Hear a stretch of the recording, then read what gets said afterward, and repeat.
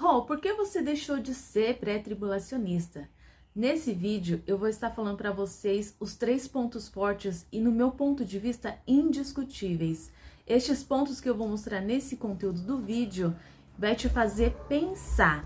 Então vai até o final, dê o seu like, compartilhe e também comente se você tiver alguma dúvida ou se você pensa diferente. Primeiro ponto, Jesus nunca disse que voltaria em secreto. Pelo contrário, a gente vai estar lendo lá em Atos, seu capítulo 1, versículo 10 ao 11. Vamos ler?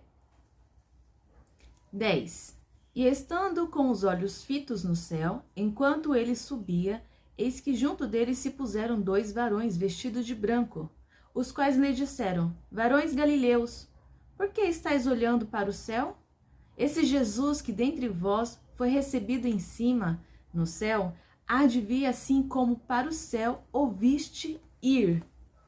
Para aqui. Ouviste ir subir. Ele já está dizendo que conforme ele foi, ele vai voltar. Se todos viram ele subindo, todos vão ver ele voltando. Está bem simples esse texto. Vamos para o próximo. Mateus capítulo 24, versículo 27, diz assim: Assim como um relâmpago que sai do oriente e se mostra até o ocidente, assim há de ser a volta do Filho do Homem. Jesus estava falando que quando ele voltar, ele vai se manifestar de um lado que vai aparecer do outro. Quando um raio ele cai, todo mundo consegue ver, certo? É verdade que quando ele cai, ninguém está esperando, mas quando esse fenômeno acontece, todo mundo consegue ver. Há estrondos no chão, as portas estrondam, as janelas também fazem barulho, todo mundo consegue ver, até mesmo quem está dentro do interior da casa. Um raio, quando cai, não é invisível e nem secreto. Ponto 2. Não existe nenhum texto na Bíblia que indique a volta de Cristo em 2 eventos diferentes. No pré-tribulacionismo, a gente acreditava que Jesus voltaria a qualquer hora, a qualquer momento. Somente os salvos ouviriam o som da trombeta, seriam arrebatados nas nuvens e ninguém saberia o que aconteceu. E depois dos 7 anos de tribulação, Jesus voltaria novamente, mas com poder e grande glória, se mostrando de um lado para o outro, que todas as nações verão. Só que tem uma coisa bem diferente aí. Vamos analisar? Para você conseguir entender esse texto de 2 Tessalonicenses, no seu capítulo 1, do versículo 7 ao 8, você precisa trazer o apóstolo Paulo para os dias de hoje. Se como ele estivesse escrevendo para você, para a igreja de hoje, ok? Então a gente vai estar lendo lá. 7. E a vós, outros, que sois atribulados, alívio juntamente conosco, quando do céu se manifestar o Senhor Jesus com os anjos do seu poder, em chama de fogo, tomando vingança contra os que não conhecem a Deus e contra os que não obedecem ao evangelho de nosso Senhor Jesus. Presta atenção, ele está falando para os irmãos que o alívio daqueles irmãos e o alívio dele será quando Jesus voltar com grande poder e glória, ok? Jesus não tinha voltado secretamente, a gente tem que trazer Paulo para os dias de hoje. Aqui ele está dizendo que Jesus não voltou secretamente. Quando ele voltar, vai ser com grande poder e glória, e com os anjos, todos verão. Não é secreto isso. Mas a gente também vai ver um outro texto, a qual, meu ponto de vista, eu considero chave. Esse versículo que a gente vai ler também se encontra em 2 Tessalonicenses, no capítulo 2, do versículo 2 ao 3. Mas você pode ler ele inteiro, o capítulo inteiro. Para você continuar entendendo, você também tem que continuar trazendo Paulo para os dias de hoje, como ele estivesse escrevendo essa carta para mim e para você, para o tempo de hoje, de 2020. Assim você vai entender melhor. Vamos ler? A que não vos demovais da vossa mente com facilidade, nem vos perturbeis, quer por espírito, quer por palavra, quer por epístola, como se procedesse de nós, supondo tenha chegado o dia do Senhor. Supondo tenha chegado o dia do Senhor. Vamos supor que hoje é o dia do Senhor. Paulo está querendo dizer isso. Vamos supor que hoje é o dia do Senhor. Aí ele continua falando. Ninguém de nenhum modo vos engane, porque isto não acontecerá sem que primeiro venha a apostasia e seja revelado o homem da iniquidade.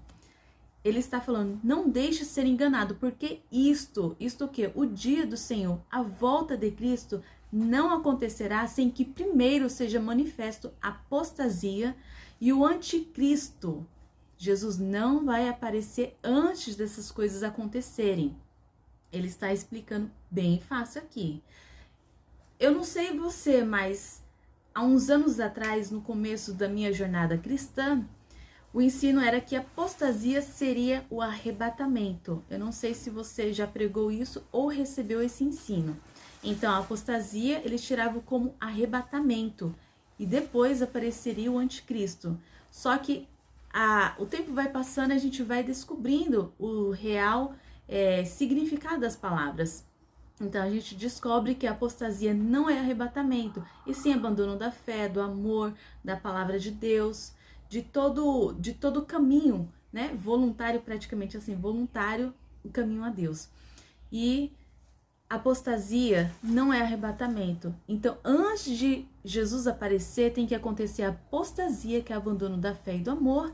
Em seguida, o anticristo aparecerá. Só depois Cristo voltará para buscar a igreja.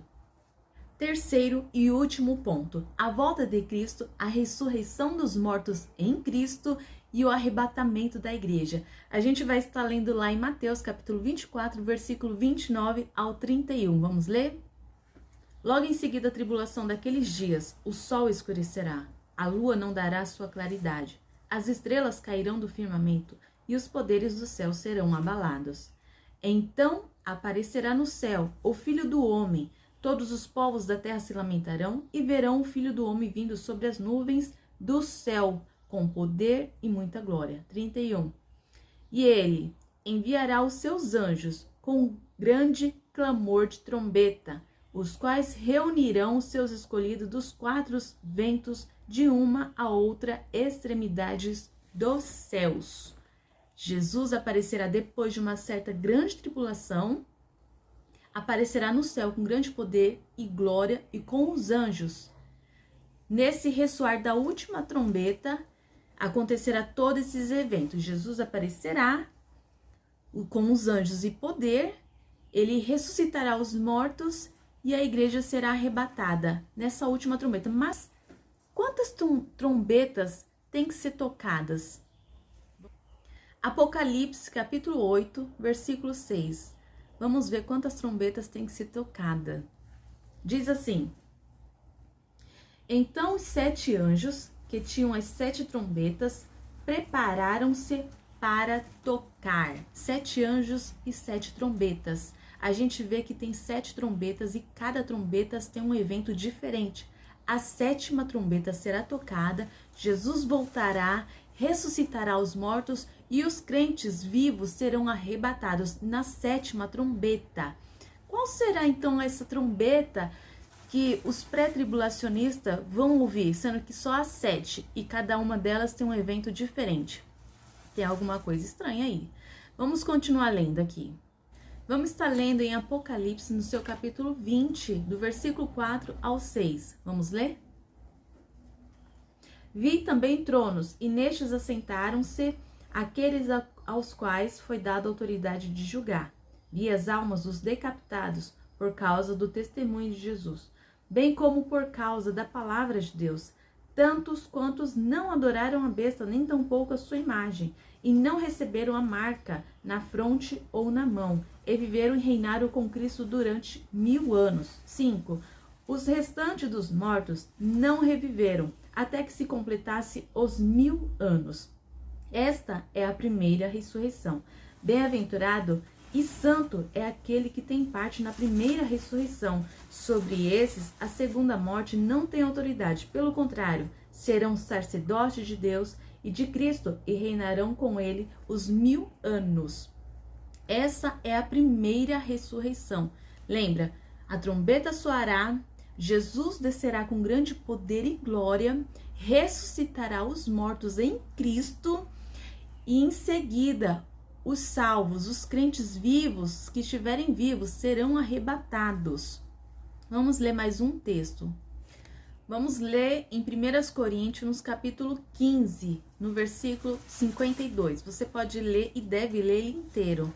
Então, a gente vai estar lendo esse trecho para não ficar muito grande o vídeo. Diz assim: no momento, num abrir e fechar de olhos, ao ressoar da última trombeta, a trombeta soará, os mortos ressuscitarão incorruptíveis e nós seremos transformados. Está bem claro, no ressoar da última trombeta. Tem a primeira, segunda, terceira, quarta, quinta, sexta, a sétima, a última trombeta. O anjo tocará essa trombeta, Jesus voltará nesse mesmo som, os mortos serão ressuscitados em corpos corruptíveis e os vivos serão transformados, arrebatados. São 3 eventos diferentes, mas na última trombeta. Enquanto a trombeta estiver tocando, esses eventos acontecerão, um seguido do outro, ok? Se você chegou até o final e continua acreditando no pré-tribulacionista, eu quero fazer uma pergunta para você. Se Jesus voltar hoje, ele ressuscita os mortos, arrebata a igreja, em sequência começa a grande tribulação e só no final da grande tribulação Jesus volta novamente e arrebata a igreja. Só que durante esse meio tempo, na grande tribulação, cristãos, pessoas morrerão por negar a marca da besta. Aonde vai estar a ressurreição deles? Porque a primeira ressurreição já passou e a segunda será só depois do milênio, que será daqueles que morreram sem salvação. Aonde está a ressurreição daqueles fiéis que morrerão na grande tribulação? Aonde? É uma coisa para a gente se pensar, não é?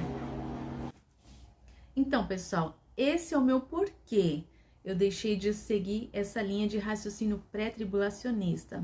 Todos os textos que a gente viu anteriormente, você procure ler o capítulo inteiro e procure entender, né? A gente precisa trazer os textos para os dias de hoje. Se como Paulo, se como o texto estivesse falando para nós hoje.